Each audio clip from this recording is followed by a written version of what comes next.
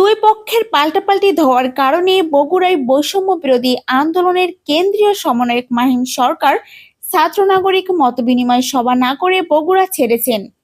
বৃহস্পতিবার 12 সেপ্টেম্বর বিকাল 3টা বগুড়া সরকারি আজিজুল হক কলেজে এ মতবিনিময় সভা হওয়ার কথা ছিল। জানা যায়, সকালে কেন্দ্রীয় সমন্বয়ক মাহিম সরকার বগুড়ায় আসেন। তিনি সকালে শহীদদের কবর জিয়ারত করেন এবং দুপুরে শহীদদের পরিবারের সাথে এবং আহত সদস্যদের সঙ্গে মতবিনিময় করেন। এরপর বিকেলে সরকারি আজিজুল হক কলেজে মুক্ত মঞ্চে ছাত্র নাগরিক মতবিনিময় সভার আয়োজন করে বৈষম্য বিরোধী ছাত্র আন্দোলন বগুড়া।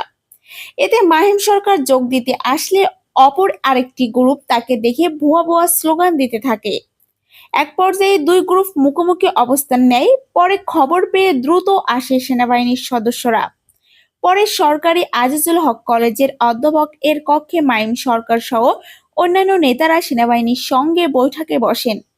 ভুয়া ভুয়া স্লোগান অপর গ্রুপের শিক্ষার্থীরা বলেন, আমরা সমন্বয়ক হিসেবে সার্জিস আলম ও হাসনাত আবদুল্লাহকে চিনি, অন্য কোনো সমন্বয়ক মানি না। ওই দুই সমন্বয়ক না আসলে কোনো কর্মসূচি হবে না।